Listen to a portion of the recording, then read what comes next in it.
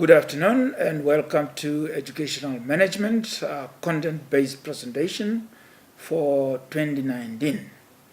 I have to inform you that this presentation covers all the examinations for 2019 and it is done at random, so there is no way that you as students can only focus on one examination and think that this presentation is only for one examination.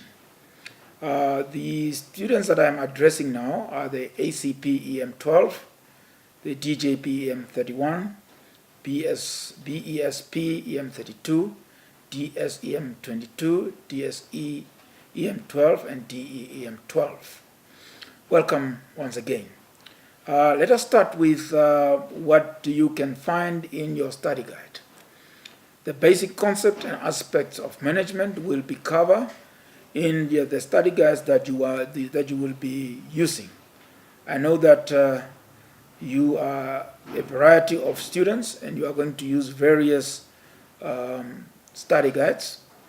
That's why I want to tell you beforehand that please concentrate on the topics that are going to be presented here, because they will be leading you as to what are you going to study about in your study guide. First of all, it's very important that you go through all your learning outcomes, or what we call the objectives. Read all the learning outcomes in all the units, and on completion of the units you should be able to master all the learning outcomes. Bear in mind that we are not allowed to give you a scope of work to be covered during examination. You need to study all units as guided by your learning outcomes.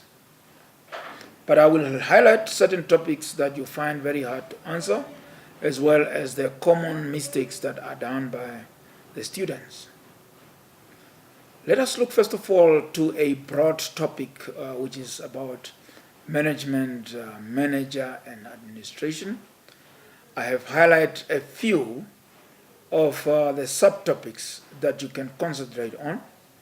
For example, characteristics of management. You should be able to know what are the characteristics of management.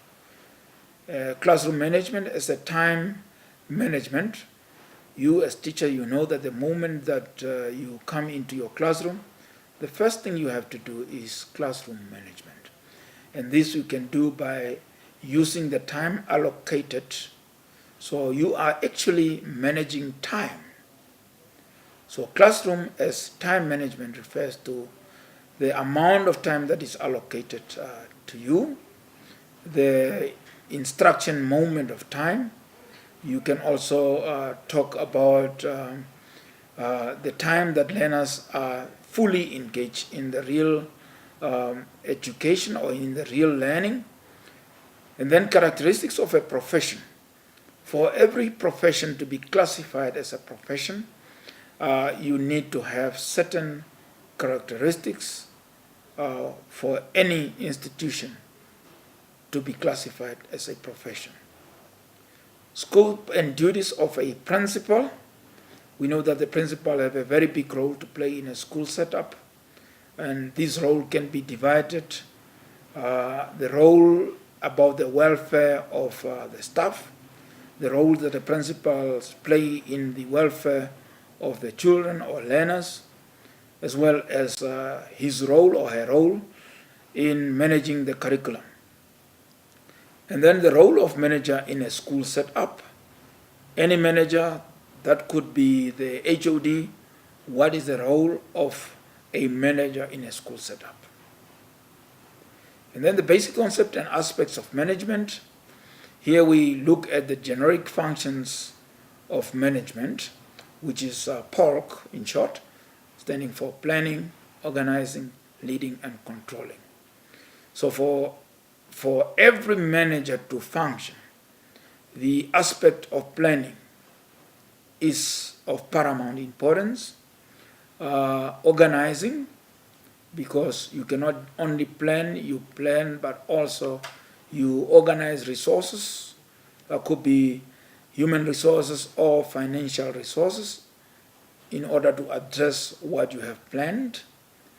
Leading, which is referring to motivating your teachers in order to do what you have planned, or in order to organize the resources that you have put in place. And eventually you also need to control whether the plan that you have put in place, is it functioning. So there is a control level while the activity or the project is in running, or even controlling after everything has been done. So all of these concepts, planning, organizing, leading, controlling, should speak to each other. Although we are mentioning them individually, they speak to each other in terms of the one cannot function without the other. And then communication. What is communication in management? Why is communication so important in management? How do we communicate? And then the difference between male and female management styles. There is a debate going on about the difference between male and female management styles. In certain schools, they argue that there is no difference. Others will argue that the only difference that is there is stereotypical. So in other words, people are stereotyping. That's why they talk about difference. And then there is a non-stereotypical differences. So if you go back to your study guide, you will be able to draw the difference between all those concepts. And then management theories and skills. In particular, I'm addressing to you the VI theory, or what we call the Valence Instrumentality Expectancy Theory. This is basically a theory that refers to what the effort of the person is putting in a company, in a school, and the performance of that individual should equal the outcome, and that is driven by the motivation. So that's where you, as the manager, you motivate the teachers to have more efforts, and their performance to be equal to the effort that they are doing, and obviously the outcome or the output, the performance of the school will be sound because of the motivation that you put in. So we talk about expectancy, instrumentality, and valence. You need to read this particular theory and be able to apply it in another context. For example, in your everyday context, in your situation at school. Management theories and skills. There we talk about problem-solving techniques. If you are presented with a problem, what are the techniques that you are going to rely on in order to tackle the problem? So there are steps that are given that you must always follow in order to solve the problem. Features of the school as an organization. There are certain features that we can identify for a school to be an organization. You can look at the learner's attitude towards schooling, especially the minority children. What are the community perceiving minority children, the San people, the Himba community, the Ovatwe community? When you relate their status to learning or to education, what is being perceived regarding the minority children? You can look now at cultural diversity. We know that many of our schools are culturally diverse. So what is it that we can do as manager to manage this cultural diverse community that we lead? What are the role of the principals when it comes to the cultural diverse community we lead? And again, also the school cluster system. Is it working? Is it not working? Why is it not working?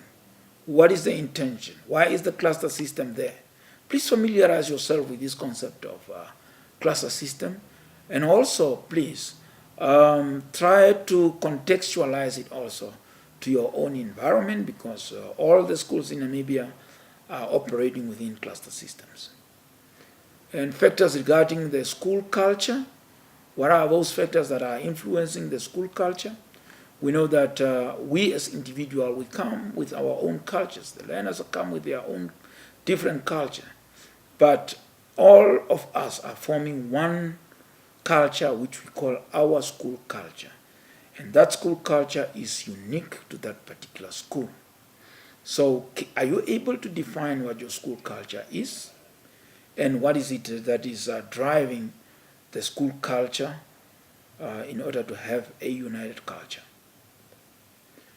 Management issues regarding schools, the importance of parental involvement. What are the benefits of parents being involved in schools?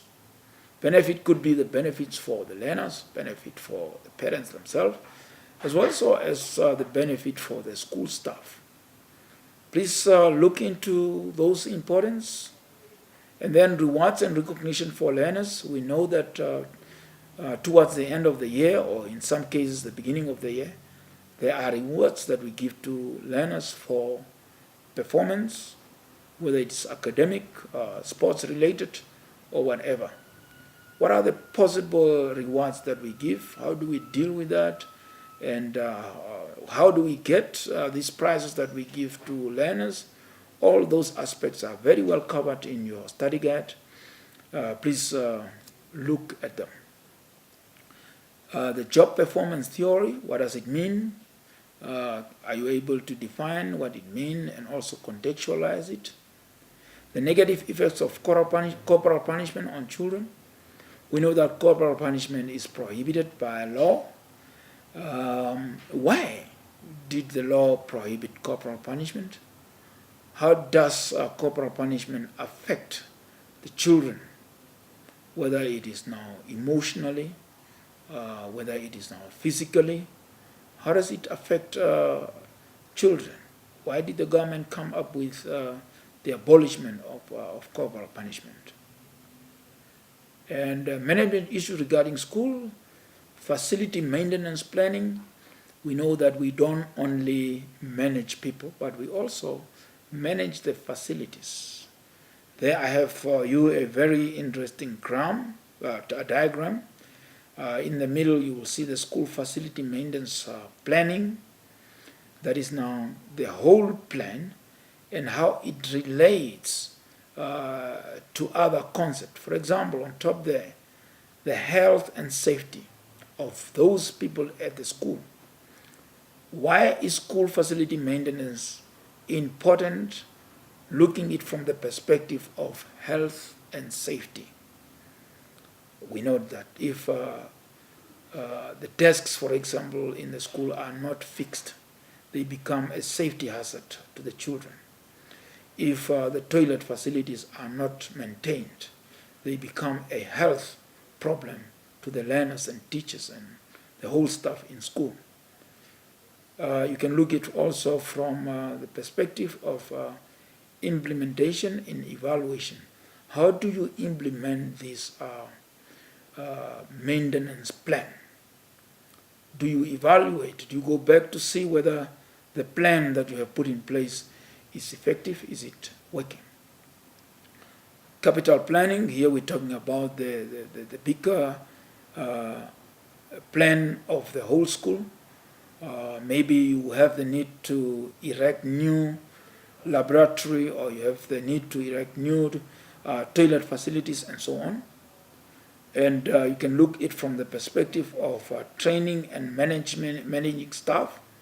How equipped are your teachers? How equipped are they in order to do maintenance? So you need to equip your teachers in such a way that they are able to do maintenance or to look after the facilities of the school. You can look at it from the perspective of how school maintenance or school facility maintenance affect learning environment. We know that if we are working in a school which has a very good maintenance plan, all facilities are in place, it creates a positive learning environment. The vice versa is also true. If the facilities of the school are dilapidated, they are not looked after, as I said, they become a health hazard or they become a safety hazard, and that is not a positive learning environment, but rather a negative one. And then stakeholders' needs and vision. So whenever you do the planning, you look also from the perspective of what is the school's vision? What are the people's expectations? What do they want? So you need to address those needs. That is now the diagram actually that is going to give you a broad understanding and also a broad map concept of what we mean with facility maintenance. And then management theories and leadership issues. Total quality management is an integrative philosophy of management. So you will read about the total quality management and more in particular as a philosophy of management. Friedrich Taylor's scientific management, what does it entail? What does Friedrich Taylor's scientific management entails? You need to understand what Taylor's mean with scientific management and also apply it in your everyday context. Principle of scientific management. What are the principles of scientific management? And then the definition of leadership, and also including the different leadership styles that we have. So what is leadership, and what are the different leadership styles that we have? And then we have the Blake-Maton managerial grid, and that is what is following there. You have to read or to understand what this grid represents. You have the middle part, which is talking about organization management. Is adequate organization performance possible through balancing the necessity to get work with maintaining morale of people at a satisfactory level. So every point, the middle point, the points in the corners, they represent certain authority. If you look at it, it's a concern for people. How does it affect people? And then concern for production. How does it affect production? Is the production low in each and every case, or is it high? So go to this grid and try to read it with understanding. The whole explanation is also given in the study guide. And then personal management issues, how to interpret data, learner assessment. So there you will be given a graph that you must be able to interpret and also to draw conclusion based on the data that you have.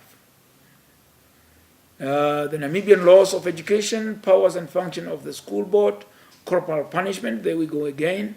So here you study the Namibian law as presented in your study guide, more particularly the laws that affect schools. And then you will get also additional information for those students that are doing those courses. In your portal, you will get additional information. What I have done is, say for example, you have your study guide, but according to the question that I have posted in your question paper, the information in your study guide is not covered very well. So I will take information from a certain study guide and load it on your portal so that you have access to that kind of information. Well, that's why I say this is to fill the gap where your study guide does not have sufficient information. And it is also advisable for these students to use EM32 study guide for more information. And if you need to use these study guides, please consult IOL office. Don't consult the tutor directly, because we are not in a position to issue you with a study guide that you need. So finally, let me reiterate the fact that this presentation is not based for any particular examination, but it is encompassing all examination of 2019. And according to the course coordinator, any of the question papers, whether they were set for August examination or they were set for April or November, any of those examinations can be pulled, and it can be the question paper that you will be asked. So please do not call the tutor to ask which information should we study for this particular examination, because even the tutor will not be able to know which of the study guides has been pulled for you for that particular examination. The sources to consult is the DJPE EM31 study guide by Michelle James and Chaplin of 2015. You can also consult the study guide by George Kandetu, myself, ACP EM12. You can also consult the study guide DPP EM32 study guide by Ms. M. Hatton of 2013. Thank you very much for listening, and congratulations and good luck with your examination.